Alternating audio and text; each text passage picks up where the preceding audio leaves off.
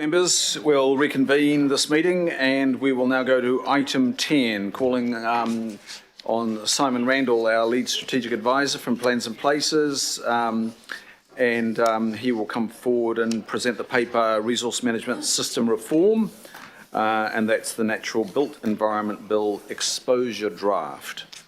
Welcome, Simon. Passing to you. Tēnā koe te hiamana, tēnā koutou ngā mema o te committee. So this is the next stage of many of RM system reform after the panel's report last year. The exposure draft is out now. It came out on Tuesday. It is limited to some key matters that will be in the soon-to-be Natural and Built Environment Act, but certainly not all of them. The deadline has not yet been released for submissions, but the Select Committee needs to report back by the 18th of October, so we think that gives us about 4 to 5 weeks. It will be a very tight time frame. The Select Committee inquiry, as well as looking at the exposure draft bill, is also looking at the ways that the system could be made more efficient and less complex. So that will be part of our submission as well. The report was based on Cabinet decisions because we had not got the exposure draft in front of us when we wrote it, but we knew that it was imminent. So it was based on Cabinet decisions made in December. So just a couple of points at which it varies from the exposure draft. The draft contains outcomes for infrastructure and urban form, which is an improvement on the direction that was set in the Cabinet papers. But we're still analysing whether that goes far enough and aligns with the concerns that are articulated in the paper. There is a large amount of alignment with Council's submission to the panel, but given that we've only had this since Tuesday, we're working through the impacts and the detail of that. And so in terms of understanding impacts or implications for Auckland or part of Auckland, or groups of Aucklanders, we need to understand what that means. Thank you. Thank you, Simon. Members, questions on this paper? So the motion before us, would somebody like to move that, just so that we get it going? Councillor Bartley, or do I have a second on the Deputy Mayor? Thank you. So that is live. Is to delegate authority. Clearly, we've got to be doing a lot more work here, and then we will be circulating the submission before it's progressed. Okay, so questions on this, members? Councillor Bartley, did you have a question on this? More like a comment. It's moved and seconded. I'll just exhaust any questions first. Okay, Councillor Bartley. Thank you, Mr. Chair. Through you. Thank you, Simon, for this. I just wanted to alert, not alert, but raise with our committee, I don't know the reference, one of the outcomes from the Natural and Built Environments Bill is around a housing supply is developed to contribute to the affordability of housing and also support Māori housing aims. And I think that's a good step in the right direction in terms of this council wanting to see inclusionary zoning. But also, I do want to acknowledge the work of the Affordable Housing Advocacy Working Group, Councillor Cooper, Councillor Casey, Member Henare, and led by the work of Phil Reid, because this signals a very good reflection of that advocacy through this bill, noting that just because we have supply does not necessarily mean that that makes housing affordable. So hoping that one bracket to contribute to affordability of housing will mean that the supply that we do have has to contribute to affordability. So thank you. Thank you. Now, I did say, close the questions, but in some ways there is opportunity for Simon to respond to that, because it's really an invitation from Councillor Bartley that we ensure that our submission actually covers this in a comprehensive way. So, Simon, you're confident that we have scope to address that? Through you, Mr. Chair, absolutely.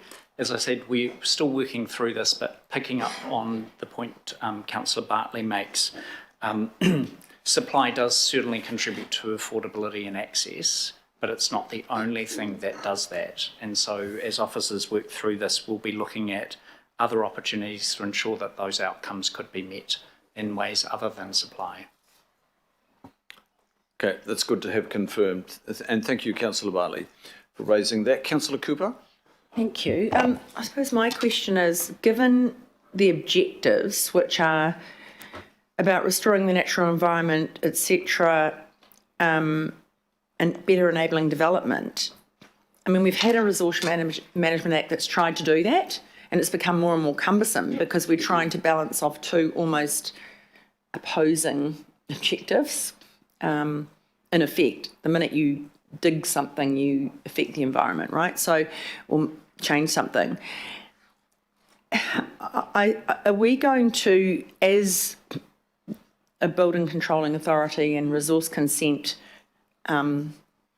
processor, which government aren't, except when they take it over, what sort of input are you going to get from this, from our consenting department, around how these objectives could be met? Because I just personally don't see how you can have more. They're talking about more democratic input, but hurrying things up, but then protect the environment. How are we going to let people know how that could work? Because I don't know if they're not competing that you can't get a system that makes it really effective and efficient if you keep having more opportunities for democratic input. And I do support democratic input, but if you're saying there's going to be even more of it, we've seen how that drags it out. Simon. Through you, Mr. Chair. There's a number of elements to this that differ to the current resource management system. And so I'll just sort of go through those because they contribute to your point, Councillor. The first thing I would say is we're working very closely with our colleagues in resource consents, and in Smallburn's team is part of Council's response, as are many other parts of Council and our CCOs. The system that's been proposed is a move from effects to outcomes. And so that is a fundamental shift in terms of not just trying to manage and mitigate effects, but it's also how do you achieve the positive outcomes both in the natural and built environments that you're seeking. One of the changes that was made from the panel's recommendation to what Cabinet agreed in December is moving all national direction to a system of a national planning framework. And so in that, one of the things that it has been expected to do is set a vision for what has been sought to be achieved. The other thing that has been sought in that system is managing the conflict that eventuates between both trying to reach improved environmental outcomes and also trying to improve development outcomes. So you'll get some of that nuance playing out in that system, and they're proposing ways to make that more adaptable and changeable so that the system can adjust without having to amend and change the legislation so that it gets out of whack. And then finally, in terms of what's proposed in terms of democratic input, that is a principle, but what the panel and Cabinet have agreed to is a shift from where that input effectively occurs. So putting more emphasis in making plans that are clearer, that people understand, that they know what has been sought to be achieved, and having a lot of engagement and participation in the plan making stage, like the unitary plan process. And those plans being clearer, more will be permitted, more will be prohibited, and so you'll get less in potentially that consenting stage, both in terms of the number of consents and the input that might be sought through it. Okay, thank you. Councillor Dalton? Thank you.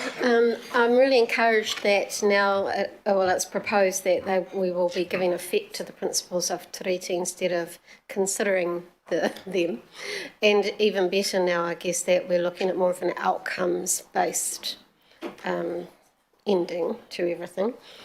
I'm really interested in what process that might go to. So it's still not clear. No one will be clear on what giving effect to means.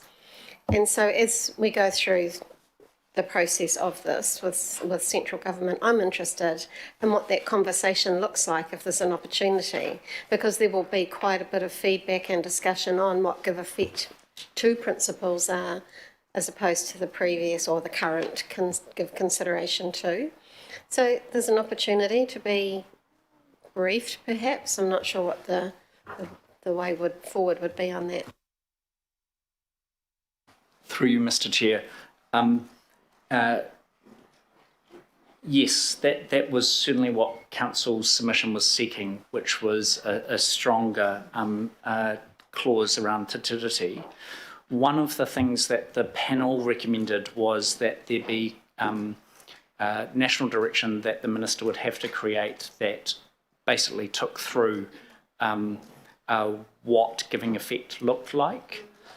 What's contained in the support material is that, and Cabinet's decisions, this legislation will contain much more directive language about what giving effect looks like and means. And so this submission is an opportunity for us to say what we think that should be. And certainly we're working with Ngā Matarai and the IMSB and others, and also engaging with mana whenua and Mātāwaka to have that conversation about what that might look like, noting the very constrained amount of time that we have to do that in. It's a great opportunity, it really is. So more power to you in the short time that you have, and well done, because it was in our original submission. Thank you. Thank you, Councillor Dalton. Councillor Newman? Yes, good afternoon, Simon. Thank you very much for the report. The move away from effects to outcomes is complex, but in some respects, this to me strikes as sort of a move back to town and country planning law prior to the RMA.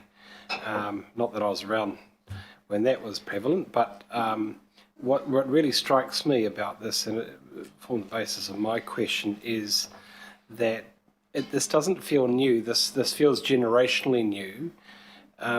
To what extent, from your understanding, have officials been able to reconcile in their minds at this point the challenges between environment and urbanisation? Because it seems to me they really want to put the foot on the accelerator because they want to move forward with development and enabling development and removing roadblocks. But then there's an instinctive concern about the development and its impact on things like an attempt to decarbonise. And I just wonder if who's winning that argument within government, because I feel that there's a lot of legislation coming down the pipeline that is fundamentally a contradiction. Simon, would you venture there?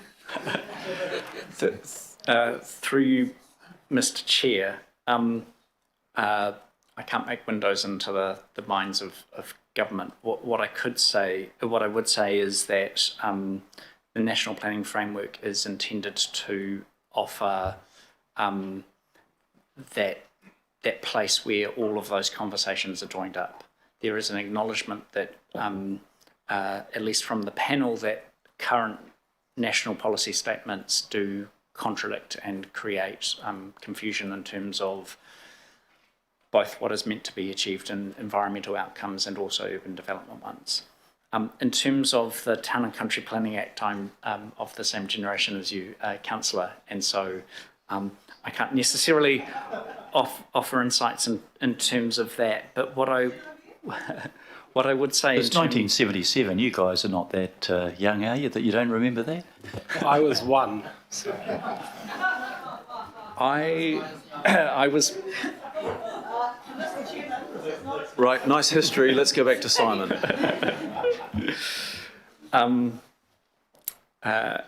yes, but what I would offer in terms of the shift, it is a shift to outcomes, but also fundamentally in the hierarchy, it is also a shift to environmental limits, and so the approach isn't necessarily to arbitrate between the environment and built environment outcomes. It is to be clearer about what has been trying to achieve in each of them. Fundamentally, with environmental limits, setting your upper thresholds, and so the intention is that if you can get greater clarity, not only can you enable the right sorts of built environment, but you can also meet your environmental outcomes. In terms of what Council thinks about that, that's the purpose of developing the submission and our next submissions, which will be probably March next year. So you would anticipate when we come out the other side of this new set of law or laws, whenever we get it, that ultimately we're going to receive dictates from Crown as to the sort of like the national framework for how we look at these matters, and then it will be up to councils to try and develop some of its thinking around this, and the courts ultimately will come up with some case law around this, and this is going to, that's the basis for moving forward, because it seems to me this is actually becoming muddier, not clearer. I don't know what happens when the environment and the need to protect and preserve conflicts with the need to get on with it. And I worry about, it's not so much a question, Chair, but it's a risk here in terms of which we need to address and articulate in our submission, that we don't end up with a situation whereby outcomes are dictates by government which can't actually be delivered by local government because they're fundamentally contradictory between the needs to preserve and protect outstanding natural landscapes, the environment, and the need to just get on with, you know, allowing for urbanisation everywhere. You probably don't need to comment on that, Simon, but that's my comment in relation to this particular item. Okay, we'll record that. I'm sure Simon has. Now go to the Deputy Mayor, please. Thanks, Mr. Chair, and thanks, Simon. Just a very quick question. It's concerning, excuse me, the Strategic Planning Act, which is a bit beyond the scope, just for clarity, is to integrate with other legislation relevant to development such as Local Government Act and the Land Transport Management Act, and require long-term regional spatial strategies. Is this the piece where the regions, including Auckland, will get centralised direction from Wellington?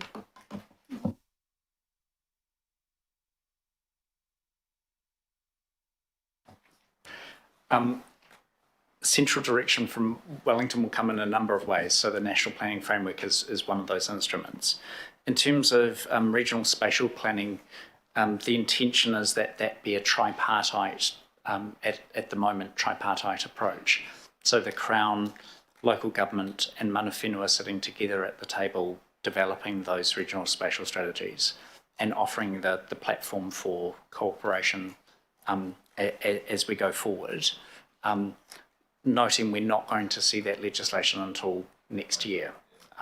But this is the sort of taking spatial planning such as the Auckland Plan model, other examples that we've seen in New Zealand, and developing a national framework for it. In terms of the links between the Land Transport Management Act and the and the Local Government Act, it's very much that piece of legislation is to work with other pieces of legislation that make decisions about supporting growth and development, such as infrastructure planning and funding. And so that's the intention in that space. So, Mr. Chair, it's a question or comment, it would seem to me that the Strategic Planning Act components of this really need to go in front of the natural and built environment part, because it's one is lead informing the other. And now we're going to have this first part of it going forward as a Natural and Built Environment Act, and it's not predisposing what's going to come out of the SPA.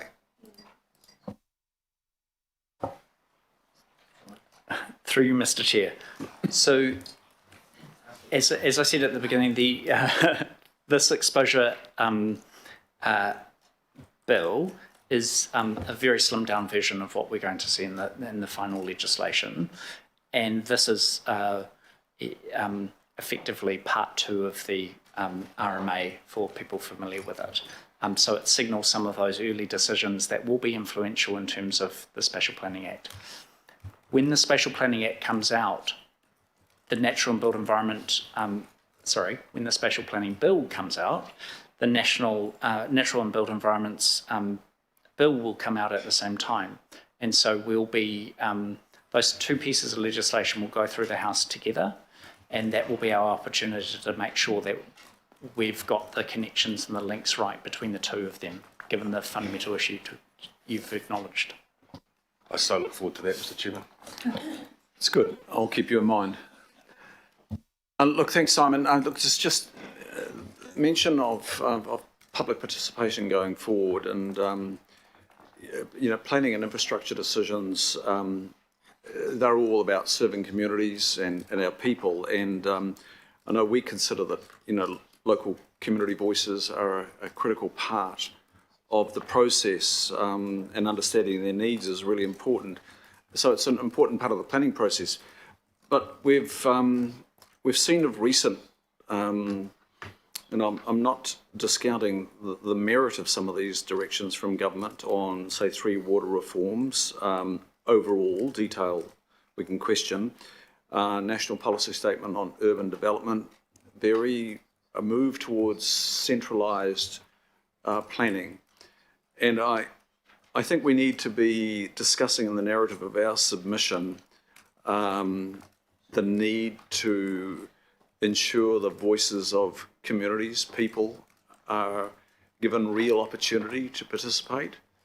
Now, I'm not sure how the government are going to go about this. You've told us this is just a so-called exposure paper, the slimmed down version, but things get traction very quickly. And we've got that recent evidence of the water reforms and the MPSUD that it does marginalise communities, on both counts.